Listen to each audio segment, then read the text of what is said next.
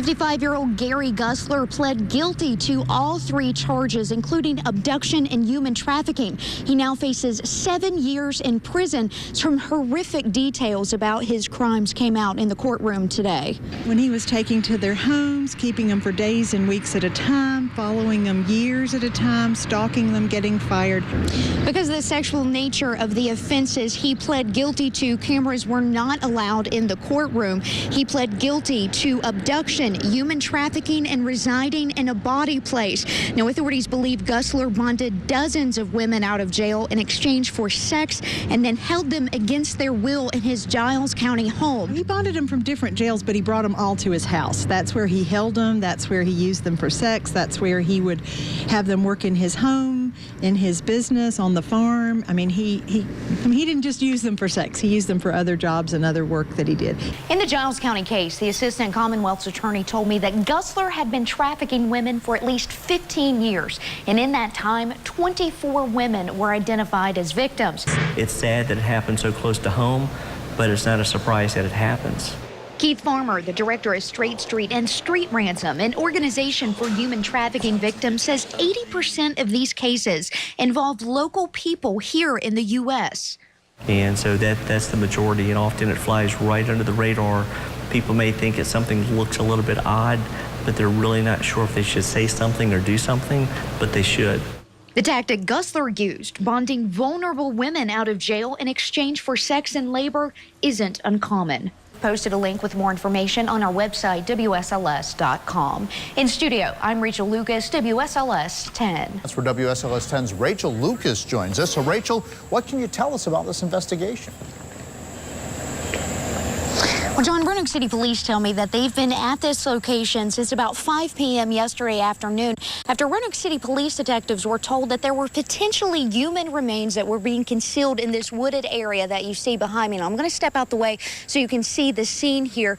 We are here along Radford Road, as you mentioned, right next to a neighborhood. You're looking at where police have taped off this area. There is a very windy dirt road that goes back into this wooded area, and that's where investigators have been looking at all day. Now, we were here earlier today as investigators were moving in and out of this area, carrying equipment and collecting evidence from that area. Now, we haven't seen any investigators bringing anything back up this road so far, and we're told that this could be a long process. WSLS 10's Rachel Lucas was the only reporter at the scene today when crews recovered the remains. That was this afternoon.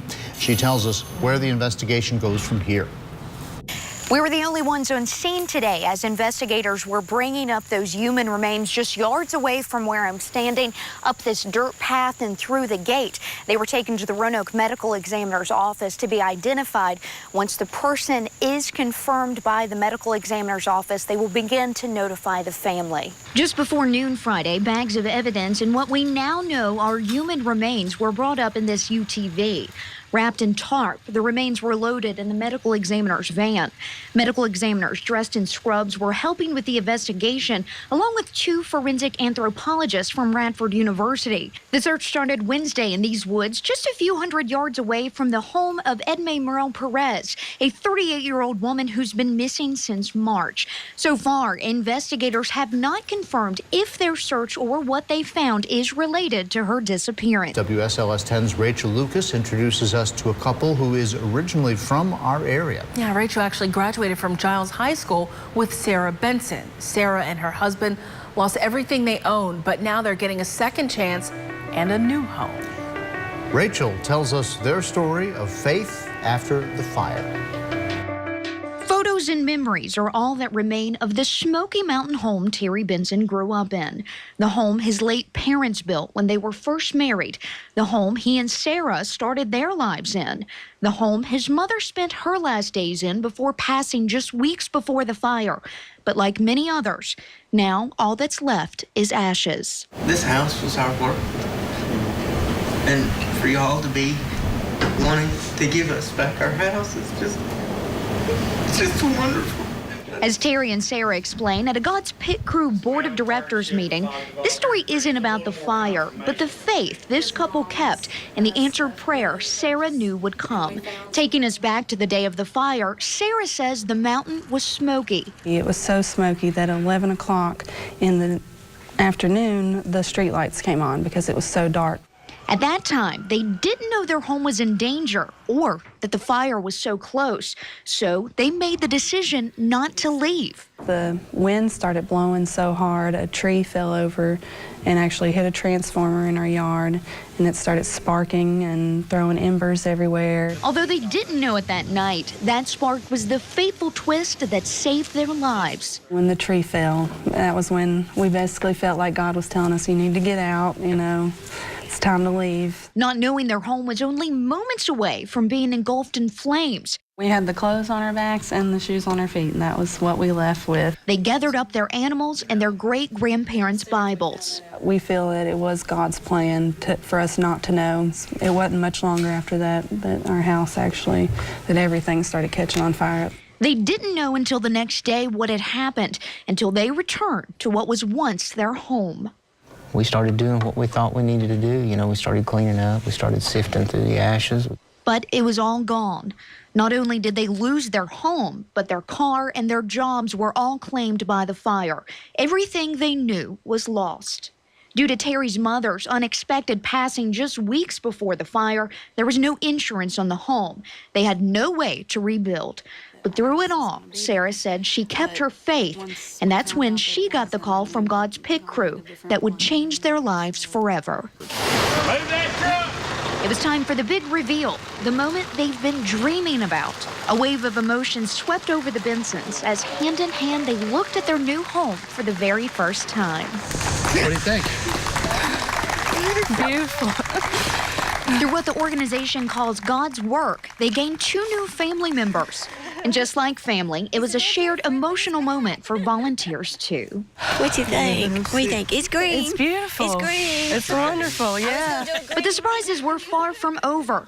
As they walked on their new front porch, they discovered a special gift made from a Floyd County man out of a burned tree that was salvaged from their front yard after the fire. It is your tree. It survived. Yeah, it's so wonderful. It is. The group then prayed together for blessings on the house and the family. We pray that memories will be built in this house with love and much grace. Being the national Thanksgiving turkey certainly has its perks. Not only did Drumstick and Wishbone get to meet the president, they also avoid becoming the main course on Thanksgiving dinner. They're set to spend the rest of their days here at Virginia Tech. That's the sound of 2 lucky birds. They're going to have a great life. Spared this Thanksgiving holiday, the only meals that will be prepared at Gobbler's Rest will be made for the presidential turkeys. Not forgotten this Christmas season, it's Stacy Fulton's favorite time of day, when the postman leaves her a mailbox full of Christmas cards. Merry Christmas, Stacy. Receiving a handful every day, many from people Stacy's never met. All these from Stacy's. That's all my names got. Stacy on them. But they know her. Stacy is a very special person, and having a mental challenge, it's really important that she realize how much love that she gets too.